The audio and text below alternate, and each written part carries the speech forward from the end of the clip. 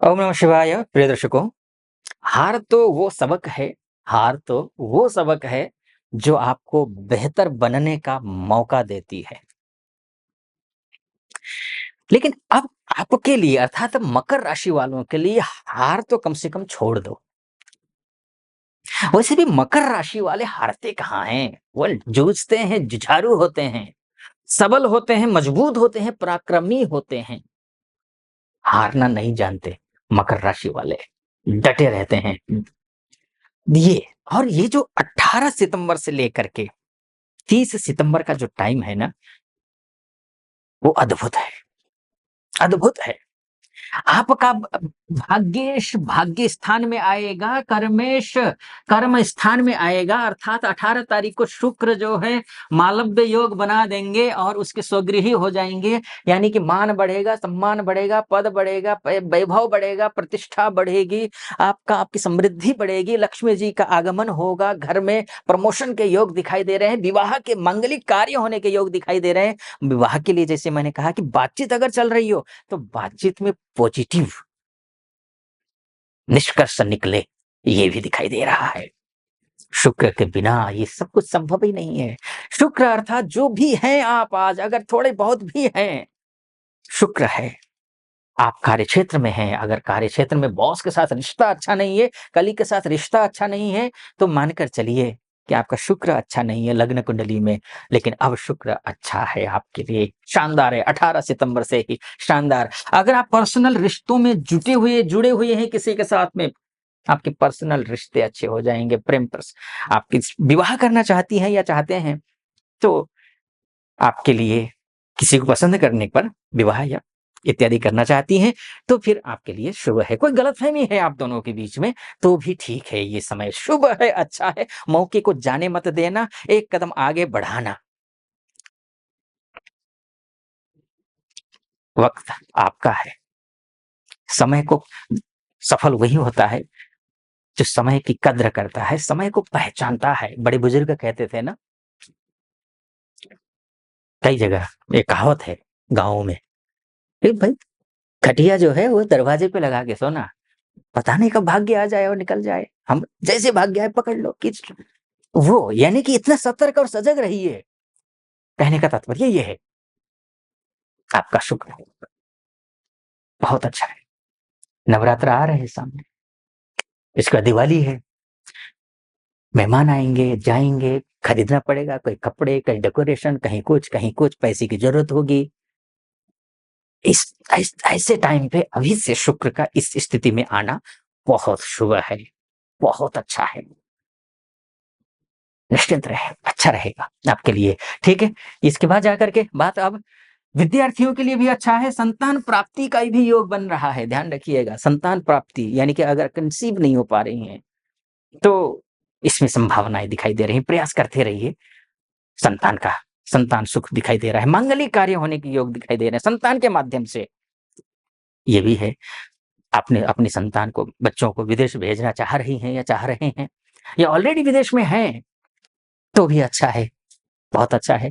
Education visa के तहत गए हैं तो भी, चाहे वर्किंग वीजा के तहत गए हैं तो भी, क्योंकि ये जो शुक्र है वो काम का भी प्रतिनिधित्व करता है, तो ये शिक्षा का भी प्रतिनिधित्व करता है। काम अर्थात वासना का काम नहीं, वासना का भी शुक्र ही होता है। अब देखिए ना, शुक्र कितना डिपार्टमेंट संभालता है।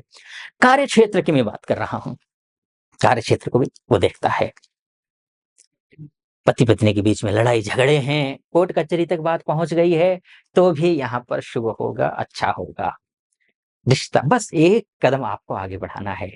अगर आपने एक कदम बहुत निराशावादी रहे, प्रयास ही नहीं किया, बस भाग्य के भरोसे छोड़ दिया कि जो होगा सो देखा जाएगा, तब तो फिर कुछ नहीं है। देखिए, ज्योतिष का पहला सिद्धांत है कि कर्म करिए, उसके आधार पर भाग्य आपके कितने साथ है, ये बताता है ज्योतिष। नहीं सुप्तस्य सिंहस्य प्रविशन्ति मुखे मृगाः। सोते हुए हिरण, शेर के मुंह में आकर हिरण अपने आप नहीं चला जाता है।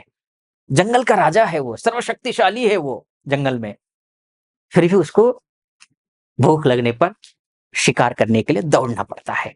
उसी तर्ज पर मेहनत कीजिए, सफलता मिलेगी। इतना कहूंगा। यह बात शुक्र की हो गई।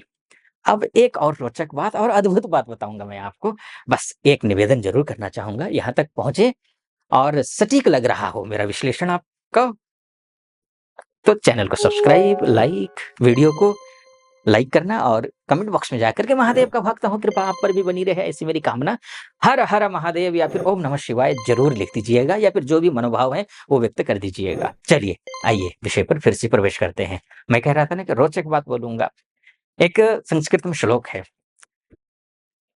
वरमेको गुणीपुत्रो न च मूर्ख शतान्यपि एकश्चन्द्रस्तमो हन्ति न च तारा शतैरपि।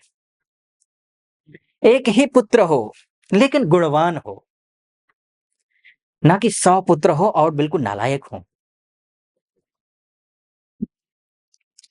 उसी तर्ज पर लाखों ताराएं इस आकाश में हैं, एक भी तारा तम को अर्थात अंधकार को नष्ट नहीं कर सकती, लेकिन एक चंद्रमा, एकश्चन्द्रस्तमो हन्ति, एक ही चंद्रमा रात के अंधेरे को खत्म कर देती है, चंद्रमा। उसी तरह हजारों अशुभ योग हो आपकी कुंडली में, लेकिन एक अच्छा योग हो जाए, भाग्य साथ दे दे, फिर हजारों अशुभ योगों को खत्म कर देता है। आपकी कुंडली में सूर्य जो यहाँ जो बुध है ना, भाग्येश जो है ना, वो बुध है आपका, और ये बुध जो है ना, हजारों अशुभ योगों को खत्म कर दे रहा है। जिस तरीके से एक चंद्रमा पूरे अंधकार को नष्ट कर देता है, उसी तर्ज पर यहाँ पर भाग्यम फलति सर्वत्र न च विद्या न च पौरुषम। भाग्य अगर अच्छा हो तो और चाहिए क्या, हर चीज मिल जाती है। तो भाग्येश जो बुध है वो 23 तारीख को, कब से, 23 तारीख को, 23 सितंबर से यहाँ आ जाएंगे।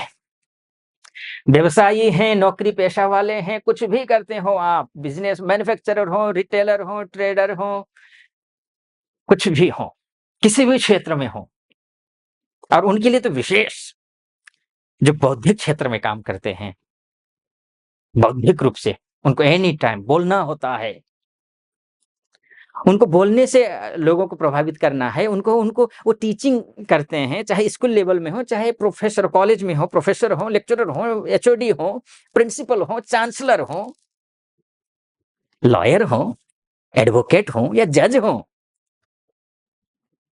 सबके लिए समय अच्छा है। उनके लिए तो है ही विशेष, जो मैंने नाम गिनाए अभी। और व्यापारियों के लिए, और वो भी अनाज से संबंधित व्यापार करते हो या फिर कपड़ों से, गारमेंट से संबंधित व्यापार करते हो, उनके लिए भी तमाम है। कितना गिनाऊं मैं, बहुत अच्छा है।